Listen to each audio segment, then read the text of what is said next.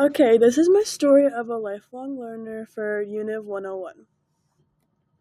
Where am I from? Okay, so originally I'm from Tucson. I was born in Oro Valley. Fun fact, I was born in the Wildcat Room. And then when I was 7, I moved to Colorado for my dad's job. So on the right, you'll see 3 pictures of Colorado from 3 of my favorite places. And then on the left corner, you'll see a picture of Oro Valley, um, because it shows that I was born there and it's still part of my history. Um, okay, so these pictures are just some of my favorite people. My sister is on the left in the middle, and then Mira is my best friend from home, and she's on the right, and that's after we graduated.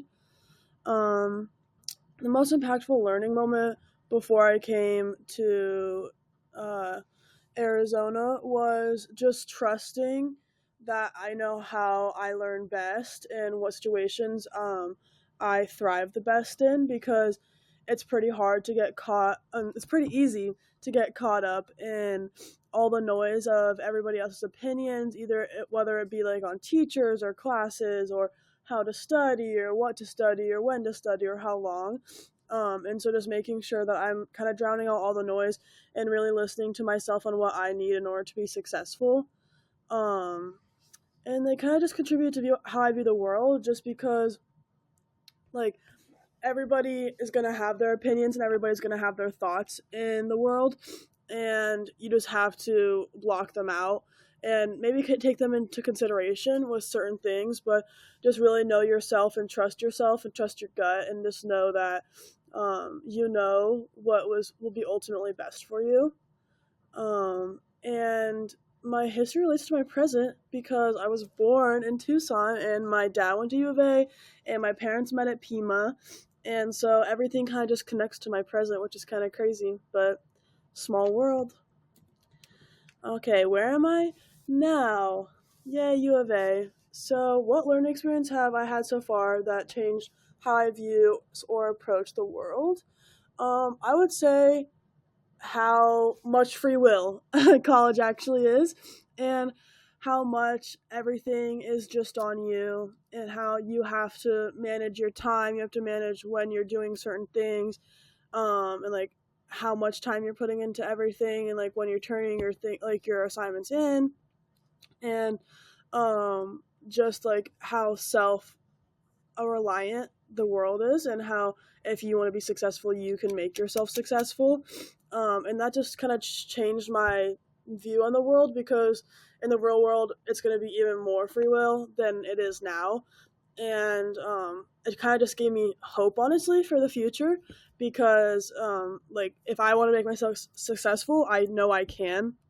I just have to put the work in, and I have to make sure that I'm doing everything in my power to make myself successful, which I can all control, just because it's like everything in life is self sufficient.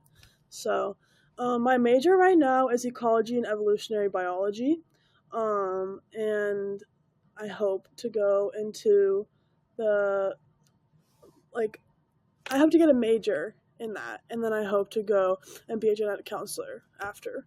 Um, some strengths that have emerged since I've been at U of A this semester is definitely accepting the fact that it's okay to be alone, and it is okay to do things on your own that may seem scary at first. Because obviously, coming to a new state with all new people, you don't really know anybody, so you have to do stuff alone, and that's okay. And that has really like came out of me, and I've really been doing good with that. But I think I may need some development on making sure that I'm still reaching out to people, because I get comfortable in my own ways. And so making sure that I'm not always alone, because it is good to be around people and make sure you kind of get that serotonin boost. So yeah. And then, in what ways have I grown as a learner over time? I've learned that it's okay and you can still get good grades even when you're not crazy about your assignments or being a perfectionist in school. Back in high school, sophomore and junior year, I really fell into a deep hole of depression, just because of how perfectionist I was about my grades. And then senior year, I realized, oh, I can still have fun and I can still enjoy my life, and still be successful. So I can definitely use that in the future with realizing that it's okay to make mistakes and it's okay not to be perfect, and you can still get the outcome that you want no matter how it gets done or when it gets done, that you can still be successful. Where do I see myself going? So, my goal is obviously to graduate and then get a master's, like I said in the previous slide, and become a genetic counselor. So, that is ultimately my goal, as you see in the pictures on the left. um, and some milestones or intermediate goals I want for the next 5 years. Probably to find a husband, honestly, the next 5 years. And maybe settle down, like maybe not a whole house, but have my own like place with my husband and make sure that my life is just pretty stable and I have like a stable job in a state that I really like. And also to have a dog. I really love dogs, so to have a dog. um, and I would like to learn or just do for fun outside of academic learning. I would like to learn how to snowboard better. I'm kind of a mediocre snowboarder, so I'd love to know how to do it pretty well, like actually enjoy it while I'm doing it. And I'd also love how to like learn how to wakeboard because that seems super fun during the summertime. So I would love if I could learn how to do that because then I could have winter and summer hobbies and that would just be so great. And I feel like if I pick up snowboarding, I could definitely pick up wakeboarding. So that'd be definitely fun and something to look forward to in the future.